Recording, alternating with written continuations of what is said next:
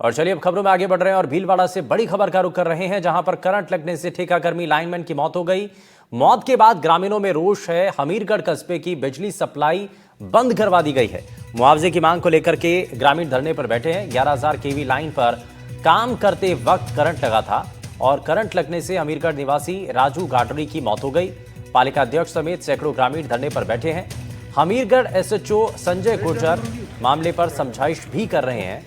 और ये जानकारी भीलवाड़ा से, जहां करंट लगने से राजू गाडरी की मौत हो गई। पालिका अध्यक्ष समेत सैकड़ों ग्रामीण इस वक्त धरने पर बैठे हुए हैं और इस दौरान हमीरगढ़ के एसएचओ समझाइश कर रहे हैं। करंट लगने से ठेकाकर्मी लाइनमैन की मौत हो गई है और मौत के बाद ग्रामीणों में नाराजगी है और हमीरगढ़ कस्बे की बिजली सप्लाई बंद करवाई है।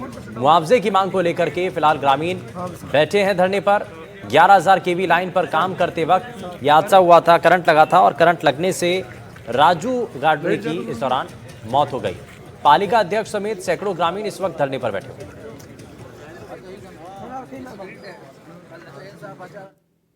वहीं बाड़मेर से बड़ी खबर है, जहां मादक पदार्थों की तस्करी पर नकेल कसी गई है। पुलिस ने 2 ड्रग्स तस्कर गिरफ्तार कर लिए।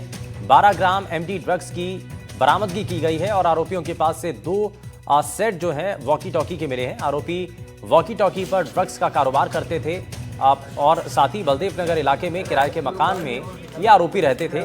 तो ये इस बीच बाड़मेर से खबर है, जहां बलदेव नगर इलाके में इस पूरे मामले का खुलासा हुआ। किराए के मकान में ये आरोपी रहते थे और आरोपी वॉकी टॉकी पर ड्रग्स का पूरा जो कारोबार है उसको हैंडल किया करते थे। आरोपी के पास से 2 सेट वॉकी टॉकी के भी मिले हैं। राजू माली हमारे संवाददाता जुड़ चुके हैं। राजू, क्या अभी तक ड्रग्स तस्करी से जुड़ी इस मामले को लेकर और जानकारी? जी बिल्कुल, बड़ा ही रोचक खुलासा इसमें हुआ है। पुलिस जो है अपनी उन्नत तकनीकों के साथ जो अवैध मादक पदार्थों का नेटवर्क है उसको, लेकिन तस्कर पुलिस से भी आगे लग रहे हैं।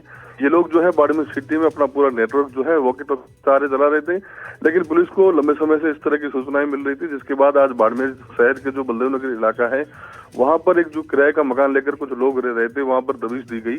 तो पुलिस को करीब 12.1 ग्राम जो है एमडी और उसके साथ ही 2 सेट जो है वॉकी टॉकी के बरामद हुए।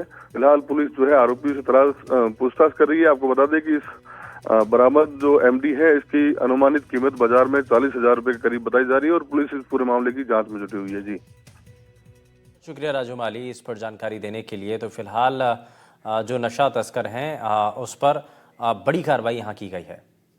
और भीलवाड़ा से अगली बड़ी खबर, जहां गंगापुर में ज्वेलरी की दुकान में दिन दहाड़े लूट का मामला सामने आया, जहां लुटेरों ने वारदात को अंजाम दिया।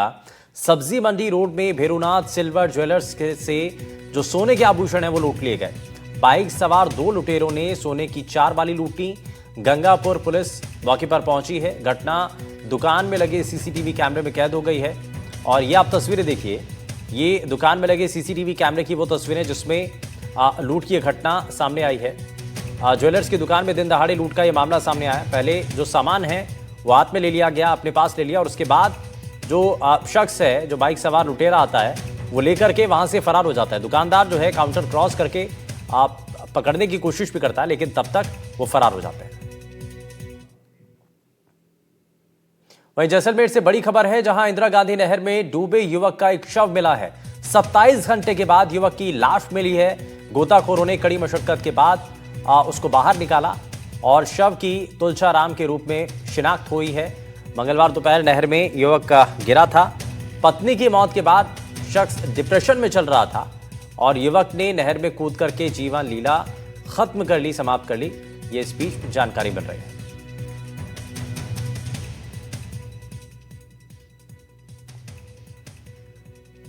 राजस्थान में कोचिंग संस्थानों को लेकर सरकार ने एक बिल ड्राफ्ट किया, जिसको सदन में पेश किया गया तो कई लोग हैरान रह गए।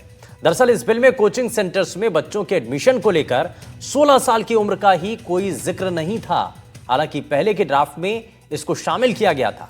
कोचिंग पर पेश हुए इस बिल पर फिलहाल सियासत भी जारी है। कोचिंग पर अब होगा कंट्रोल। सदन में बिल हुआ पेश। पहले ड्राफ्ट से अलग है बिल। 16 साल से कम उम्र का नहीं है जिक्र। केंद्र की गाइडलाइन से अलग है बिल। क्या दबाव में आ गई सरकार?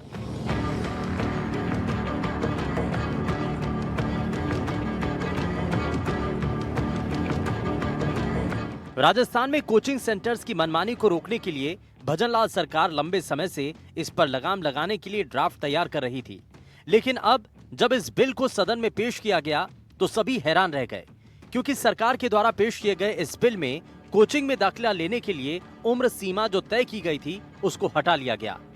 यानी जो पहले की ड्राफ्ट में 16 साल की उम्र की बात चल रही थी वो अब इस बिल में नहीं है। हालांकि इसको लेकर विपक्ष भी सरकार पर हमलावर है। वैसे तो इस बिल में कोचिंग संस्थानों के लिए कई नियम बनाए गए हैं। Rajasthan coaching centre control and regulation bill, coaching के पंजीकरण और संचालन पर नियम, करियर काउंसलिंग पर सख्त किए गए नियम, 16 साल से कम उम्र वाली बात का जिक्र नहीं, उम्र का प्रावधान पहले इस बिल में शामिल किया था। इस बदलाव पर काफी सवाल उठ रहे हैं। क्या दबाव में सरकार ने फैसला लिया है? केंद्र की गाइडलाइन की भी अनदेखी की गई। बढ़ती आत्महत्याओं पर लगाम के लिए बिल लाई थी सरकार। बिल के ड्राफ्ट में कई बदलाव किए गए। वहीं इस मामले पर deputy CM doctor Premchand Bairwa ने साफ किया कि चर्चा कर जो भी सुझाव होंगे उसे इसमें शामिल किया जाएगा। बच्चों के साथ ऐसी घटनाएं नहीं हो जो मानसिक तनाव में आके कई हादसे के शिकार हो जाते हैं, तो इनको देखते हुए अभी हमने इन कोचिंग संस्थाओं पर नियंत्रण रखते हुए 50 बच्चों से कम की ये चलाए नहीं, और कई इसमें विसंगतियां है वो दूर रख के उस पर नियंत्रण के लिए हमने कमेटियों का प्रावधान किया है। हमने इस पे पहला प्रयास नियंत्रण का किया है। जो भी सुझाव होंगे निश्चित रूप से इसमें अभी हमने रखा है, जो भी सुझाव आएंगे उनको सम्मिलित करेंगे। वहीं कोचिंग इंस्टीट्यूट पर लाए गए इस बिल ने विपक्ष को बैठे बिठाए एक बड़ा मुद्दा दे दिया। उम्र की सीमा पर सियासी तकरार छिड़ गई है। नेता प्रतिपक्ष ने यहाँ तक कह दिया कि कोचिंग संचालकों को फायदा पहुँचाने के लिए ये सब किया गया। 16 साल तक के बच्चों को ये अगर कोचिंग कराते हैं, जो कि ड्राफ्ट के अंदर पहले ये तय हुआ था कि 16 साल तक के बच्चों को कोचिंग नहीं कराई जाएगी, लेकिन ये लोग उनको कोचिंग कराना चाहते हैं, तो मैं समझता हूँ इनकी मिलीभगत हो सकती है कोचिंग इंडस्ट्री से, क्योंकि एक बहुत बड़ी इंडस्ट्री है जो लगातार अपना व्यवसाय इस प्रकार से कर रही है। और कोटा ही नहीं है, राज्य के अन्य हिस्सों के अंदर भी प्राइवेट स्कूल चल रहे हैं जिनमें नामांकन रहता है और बच्चा स्टडी जो है कोचिंग के अंदर कर रहा है। तो एक पूरा रैकेट है, इसका पूरा जांच होनी चाहिए और सरकार को सख्त बिल लेके आना चाहिए। फिलहाल कोचिंग पर कंट्रोल करने के लिए सरकार के लाए इस बिल में कई नियम तय किए गए हैं, लेकिन 16 साल से कम उम्र के बच्चों को एडमिशन पर ज्यादा बवाल हो रहा है। ऐसे में क्या सरकार सुझावों के जरिए नियमों में बदलाव करेगी? Bureau report, NDTV Rajasthan. वहीं झालावाड़ के मनोहर थाना क्षेत्र में सागवान की तस्करी बदस्तूर जारी है। आलम यह है कि अवैध आरा मशीनों पर शासन प्रशासन पता होने के बावजूद कोई कार्रवाई नहीं कर पा रहा है। सारे मामले में लंबे समय से इलाके में जमे कुछ पुलिसकर्मियों की भूमिका संदिग्ध बताई जा रही है। झालावाड़ जिला लगभग 250 किलोमीटर से ज्यादा लंबाई में फैला हुआ है। वन विभाग अलग अलग रेंज में बटा है। ऐसे में अपने अपने इलाके में अवैध गतिविधियों पर नियंत्रण निगरानी की जिम्मेदारी क्षेत्रीय वन अधिकारियों की होती है, लेकिन मनोहर समाज क्षेत्र में मामला उल्टा ही नजर आता है। यहाँ क्षेत्रीय वन अधिकारी दीपक मालव बड़ी ही ईमानदारी के साथ इलाके में अवैध आरा मशीनों की बात स्वीकार करते हैं। वहीं इस पूरे अवैध सिस्टम को लेकर स्थानीय विधायक गोविंद रानीपुरिया और कलेक्टर कड़ी कार्रवाई की बात कह रहे हैं।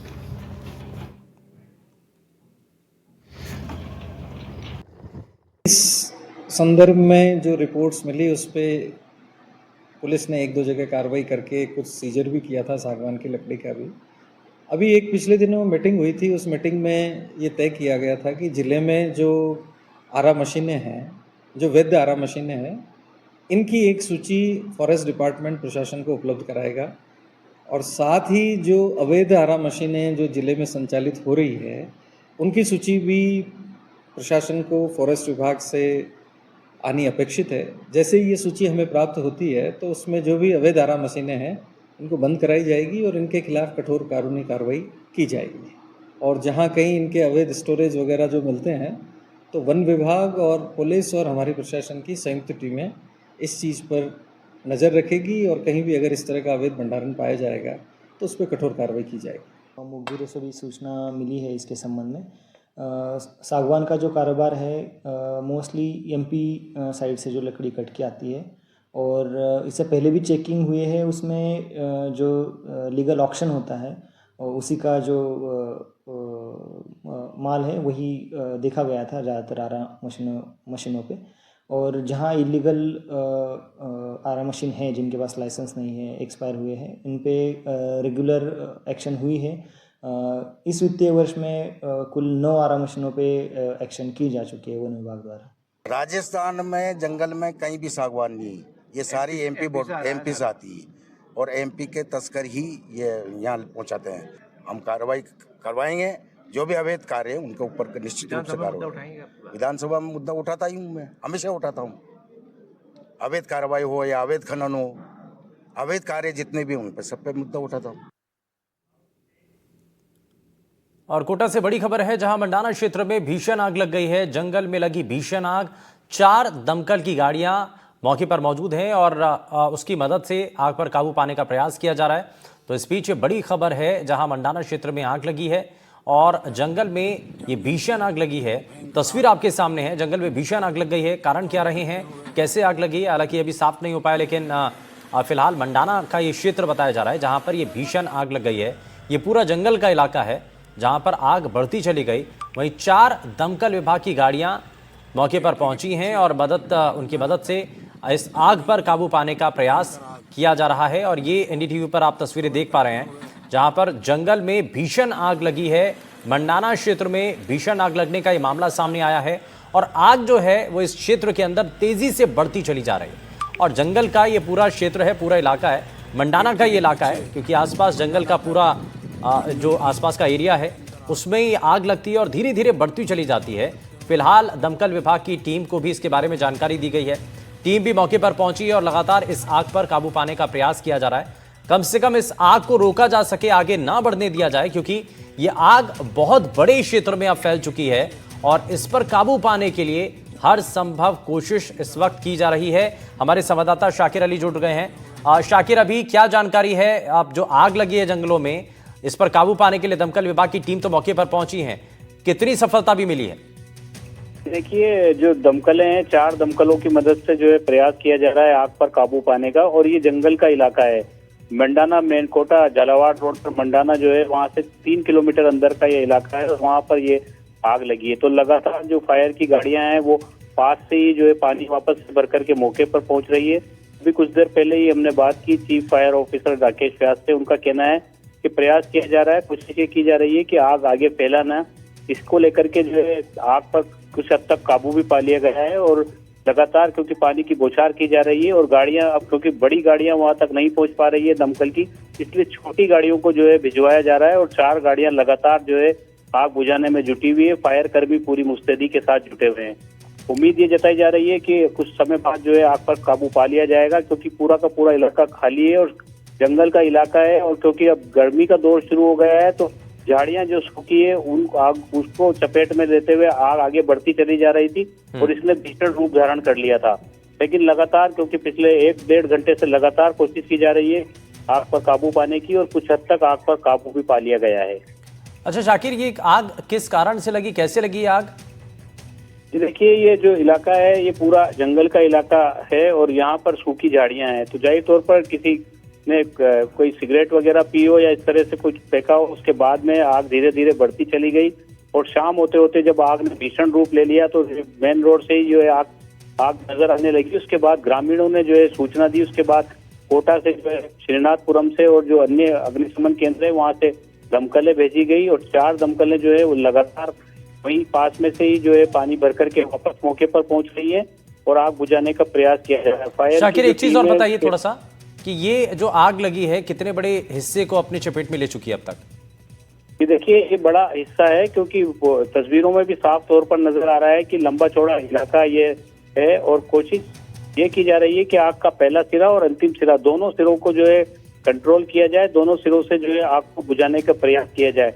करीब जो है आधा किलोमीटर एरिया में ये आग लगी है और इसको बुझाने के लिए लगातार क्योंकि दमकल की गाड़ियां मौके पर पहुंच रही हैं और जो अधिकारी हैं वो भी मौके पर मौजूद हैं और उनको उम्मीद है कि कुछ देर बाद जो है आग पर पूरी तरह से काबू पा लिया जाएगा, क्योंकि अब जंगल में रास्ता के लिए छोटी गाड़ियां जो है वो अंदर तक भेजी जा रही हैं।